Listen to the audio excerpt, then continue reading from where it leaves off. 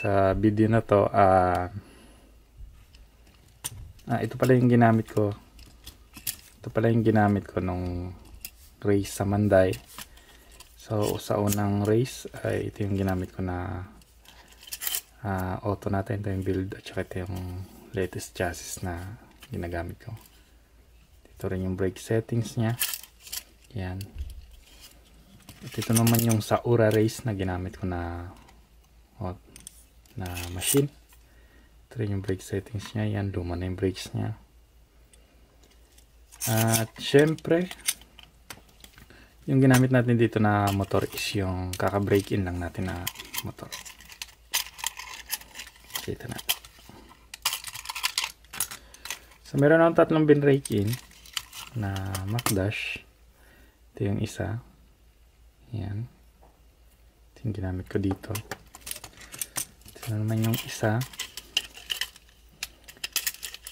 At ito naman yung motor na ginamit ko dito.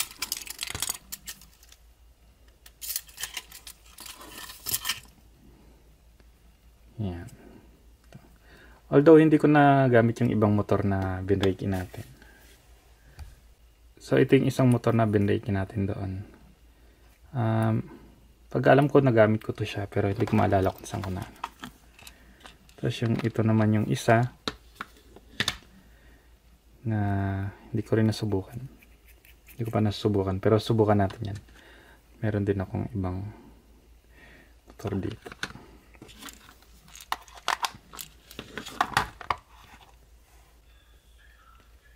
Ito naman yung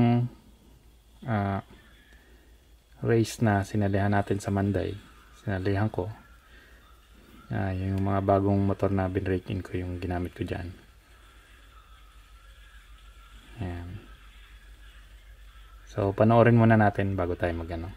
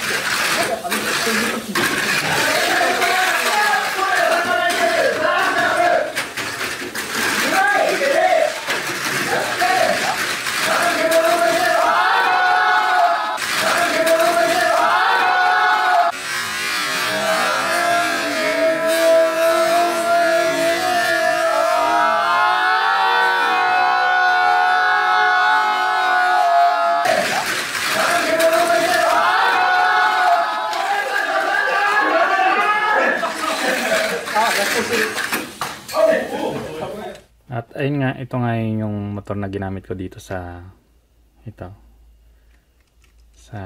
pula. Ito naman yung, although itong motor na to is so kaka-break in ko lang siya, so ito yung result niya. At ito naman yung ginamit ko dito sa sa blue. Yan. So ang gear ratio natin is 3.5. Ganun din naman dito. 3.5. Yan. Kung mapapansin nyo sa video, mas mabilis itong blue. Yun nga lang, may time na nahihirapan siya dun sa wave bago mag LC. Although ito okay naman, pero syempre hindi tayo pinalad. May time na nagko-course out siya. May time na pumapasok din siya. At unfortunately, yun nga, hanggang semifinals na nga inabot. So ito mga 2 rounds hanggang 2 rounds yun, naka 2 to 3 rounds yata. Okay lang. Good thing is maganda yung performance ng auto natin. At so kahit hindi naman ganun kataasan yung RPM, kagaya nito is 34K, is nakita natin na kaya niyang sumabay sa mga ibang racer. So ituturo ko sa inyo paano ang break-in procedure nun. Ayan. Ito yung procedure. Hello guys, welcome sa channel. Sa video na to, tuturuan ko kayo paano mag-break-in ng Macdash. Yung dual shock natin. Dual shock. So, meron akong dalawang motor dito. Ito. Yan. So, ito yung nasunog. Yung nakaraan. Dalawa. Yan. So, gagawa tayo ng panibagong motor natin. Or magbe-break-in pala tayo ng motor natin. Pero bago tayo mag-break-in, explain ko lang muna na merong 4 na klase. Sa pagkakaalam ko, personally, meron akong 4 na procedure na ginagawa. Unang-una dyan is yung common na pagbe-break-in, na kung saan yung papaikutin mo lang yung motor hanggang sa ma-achieve mo yung or mapa-increase mo yung RPM nya. Tapos meron naman tayong tinatawag na demagnetize, magnetize or demagnetize. At meron din tayong tinatawag na chemical oil, kung saan gumagamit tayo ng chemical oil sa pagpapa-increase ng or sa pagbe-break-in. May tinatawag tayo na normal na, yung tinatawag nating normal na pagbe-break-in o yung pagpapaikot is kasama na dun yung paggamit ng slave. Tapos meron din tayong tinatawag na sa tubig, or gumagamit tayo ng ibang klase ng oil. So part yun ng sa chemical oil. Tapos yung sa demagnetize naman, yung paggamit ng magnet. Pero sa video natin na to, dito tayo mag-focus sa paggamit ng chemical oil. So sa chemical oil kasi parang yun yung pinaka-effective talaga sa lahat ng paggamit ng. So sa pagbe-break-in ng motor, hindi lamang sa pinapataas natin yung RPM ng motor, no. Meron din tayong ibang dapat tingnan or obserbahan. Unang-una dyan yung RPM. Maliban sa RPM, kailangan natin alam din yung current ng motor, yung resistance nya, vibration, at ganun din yung torque nya. So dito sa resistance wala tayong masyadong concern dito, pero dito sa current, vibration, at saka sa torque, ito commonly sa torque na nalalaman lang natin to pag tumatakbo na siya sa sa track, yung auto. Tapos ang target natin sa HyperDash Pro, if ever na mag-break in tayo ng HyperDash Pro, is dapat ito pagbukas pa lang natin ng ng motor is nasa 29k na siya pataas, na mayroon siyang current na 0.80 pataas, 0.80 ampere. Sa MacDash Pro naman is 35k pataas, tapos may 87 ampere siya pataas na motor, na current. So kapag binrake it mo yan siya, dapat mag-increase yan siya ng mga 2 hanggang 5,000. So plus 2k to 4 or to 5k. Tapos tataas siya dapat ng 1.1 ampere to 1.6 ampere. Yan. So kapag ang motor natin ay mayroong gantong status 29k sa HyperDash, so pagka binrake in na natin siya, dapat mapapa-increase natin yan siya ng at least 31k pataas. Tapos yung current niya naman is dapat magiging 1.1A siya, ampere siya, or hanggang 1.6. Kailangan mapa-increase natin siya ng mga at least 0.2 ampere. So yun ito yung pagbago pa lang, ito yung pag na-break in. Yun yung target natin. So sa pagbe-break in natin, gagamit tayo ng antimatter. Ito yung gagamitin kong pang-break in natin, pang-break in ng motor. Tapos ito sira na kasi ito eh. So sa setting natin dito is 3 minutes 2 ampere or 3 ampere sa 3 volts. So meron akong biniling motor, bagong motor natin.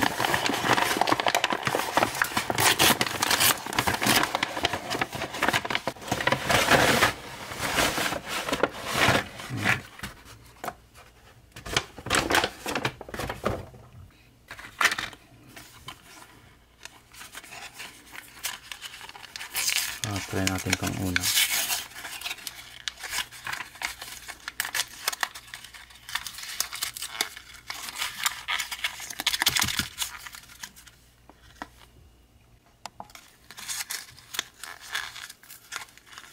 So ito,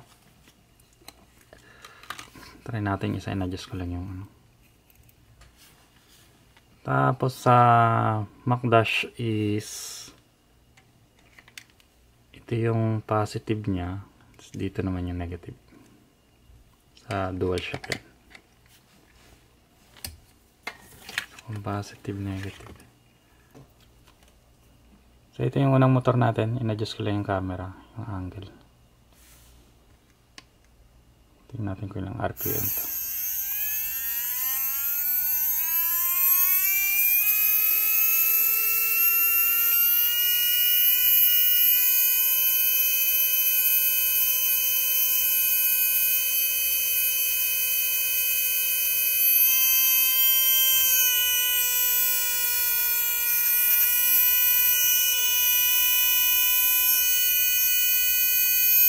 So masyadong ma-vibrate to. Tabi natin. Natin natin.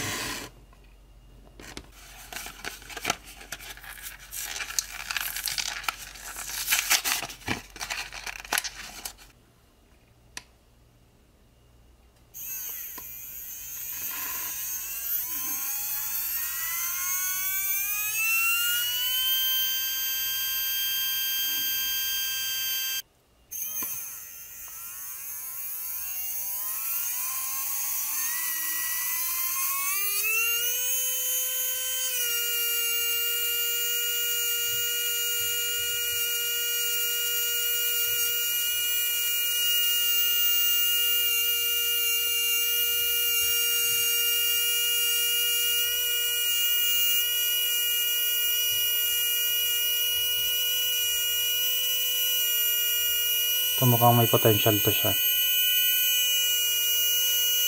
So ito ay lagyan muna natin ito dito.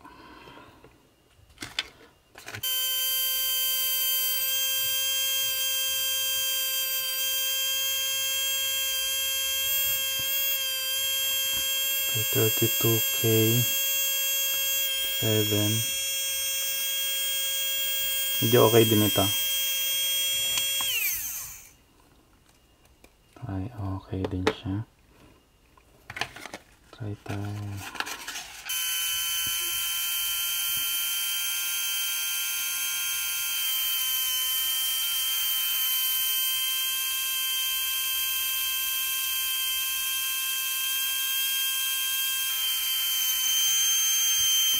Ito bagamat wala masyadong vibrate, pero may hina yung ano niya, current niya. Check na lang natin ulit. Ito. Wala tayong makuha ang magandang motor.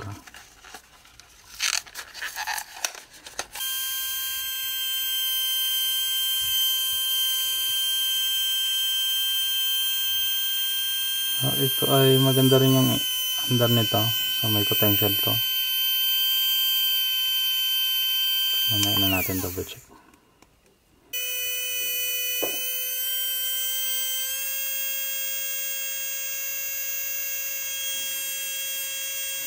Okay. So kahit pa paano may nakuha pa rin tayong ano, no, magandang motor, no. So itong tatlo na to. So itong mga to, itabi muna natin to. So meron na tayong tatlong motor na napili. Ito. Ito. Saka ito. Itong tatlo. So ang procedure na gagawin natin dito is lalagyan natin siya ng chemical oil. Gaya nito. Tapos patatakbay natin siya ng 3 minutes sa 3 volts, 2 ampere. Reverse, and then forward, and then reverse. Okay.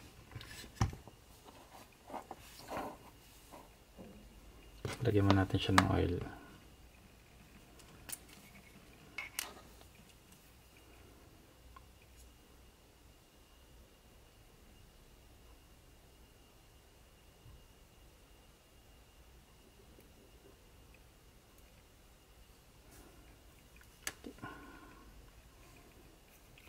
Ikot.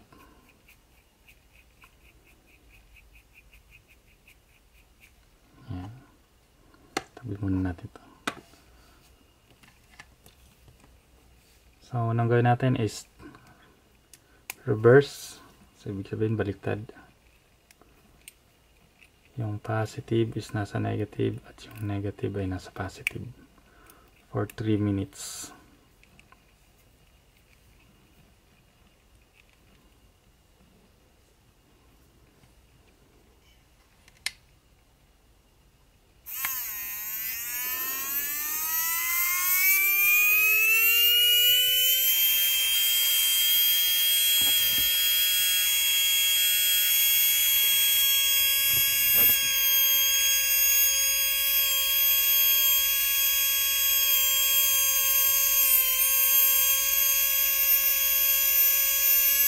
Ito ay nasa 32.8, so kailangan ito ay tumaas ng 30, at least 36, no?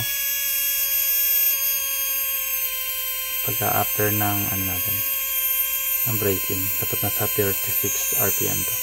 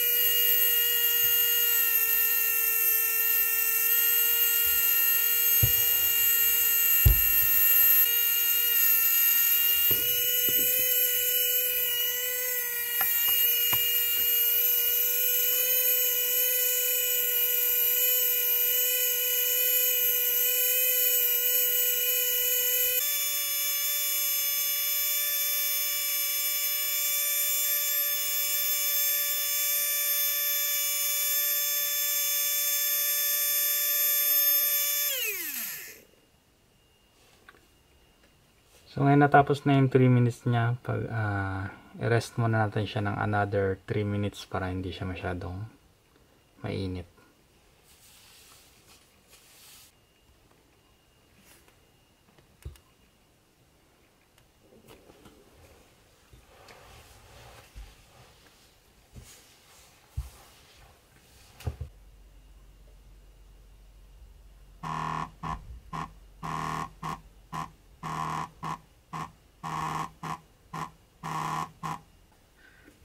So, ngayon naman ay i-reverse natin siya ngayon. Or forward na siya pala.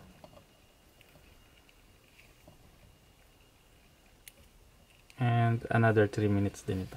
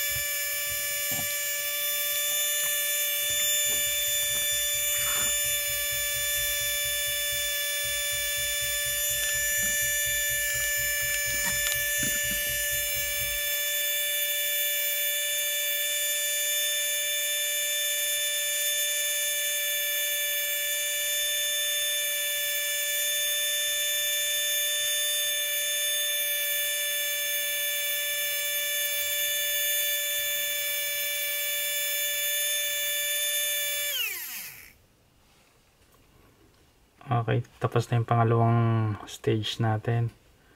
So, sa pangatlo is pero iano muna natin ito. Pagpahingayin muna natin ulit siya ng another 3 minutes.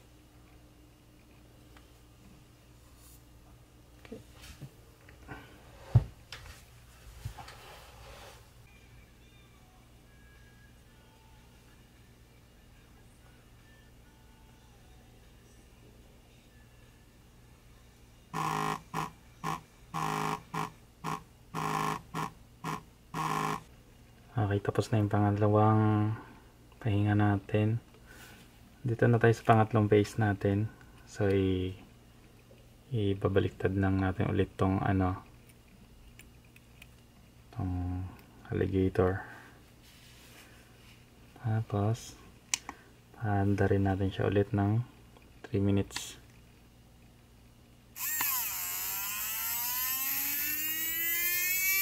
So, ito na yung pangatlong phase niya para sa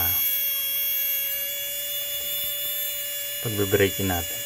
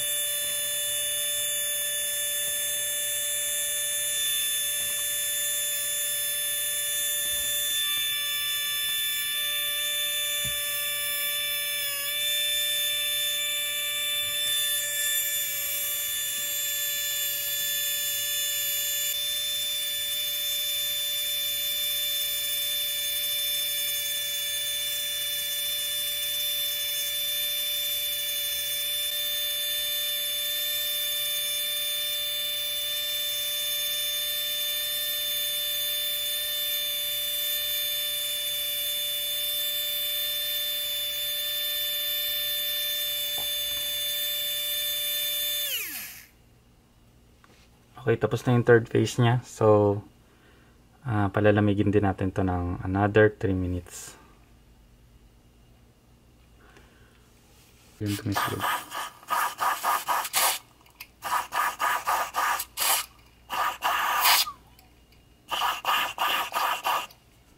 So, ayan yung dumi nyo.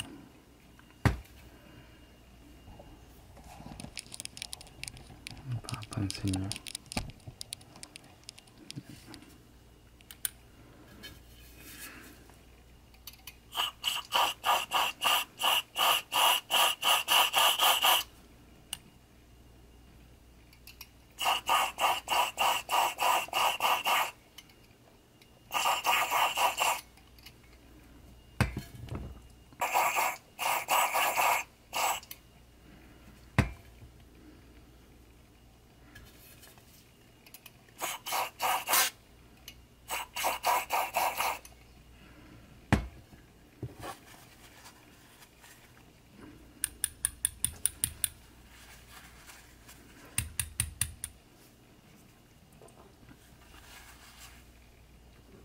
So, ayan yung dumi niya. Hanggang sa loob. At ito ay pwede na nating i-break in sa second stage.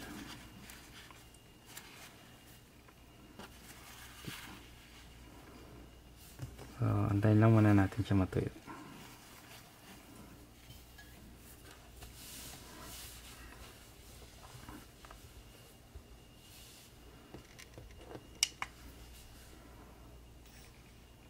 Okay.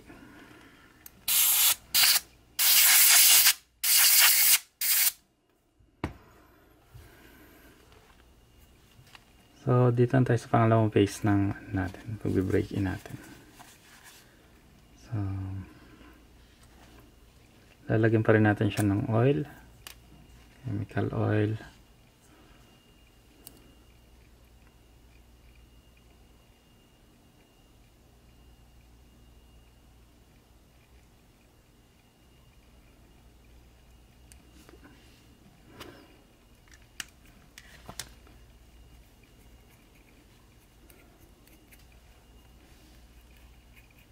Pero this time, dito sa setting natin dito sa antimatter is ang 10 minutes is gagawin natin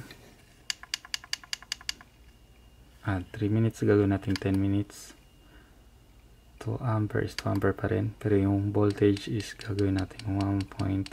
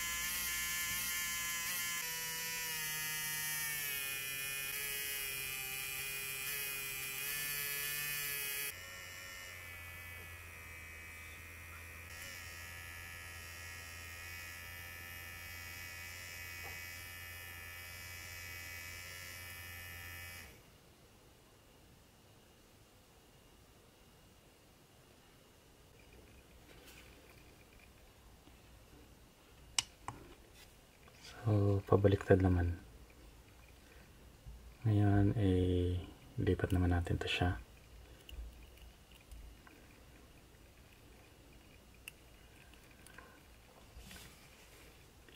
Another 10 minutes din.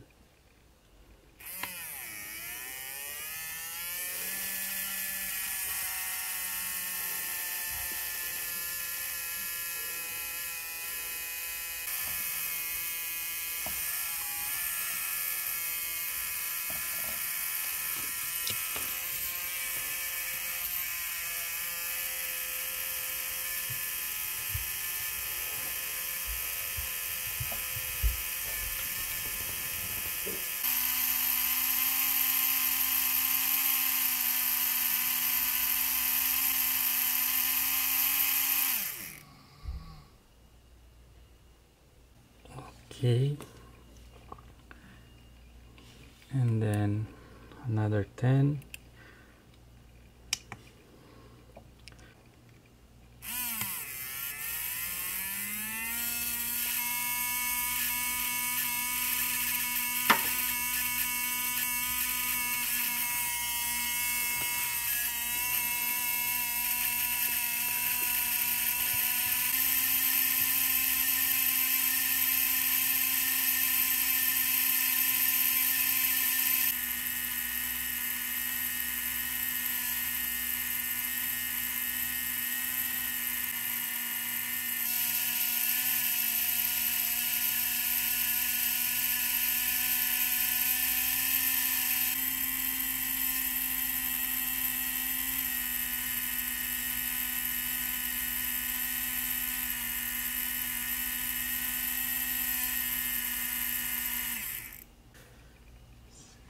So okay na siya at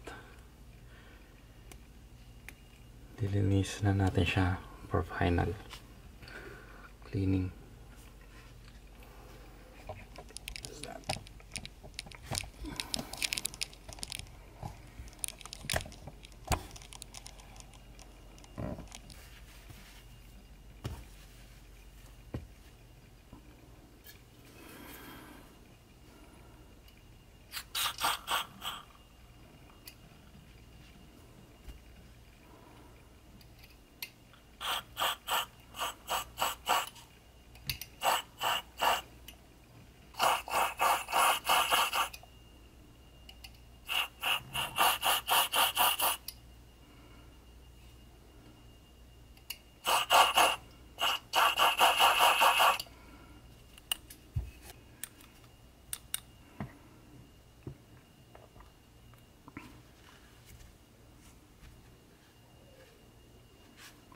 Ayan, dumi niya.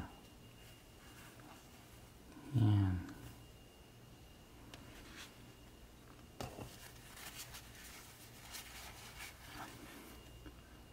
Then once nalinis na natin siya,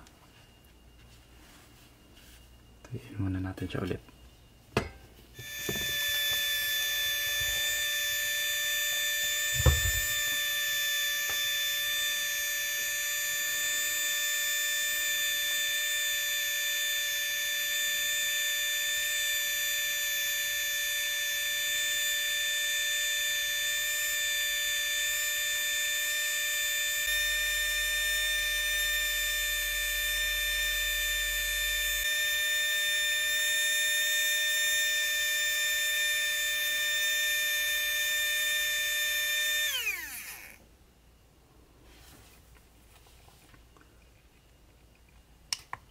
So, ito ay nasa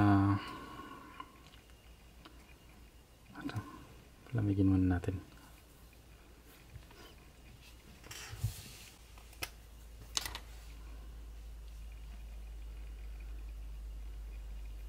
Ito ay nasa 1 ampere.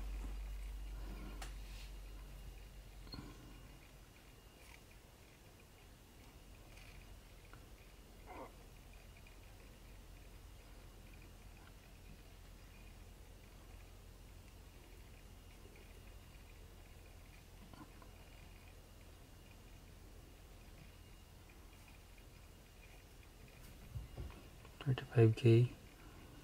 Siguro okay na yan. So, yan yung result ng, although umabot naman siya ng 36K, pero 35K lang ilalagay natin. Yan yung result niya sa pag-break in natin.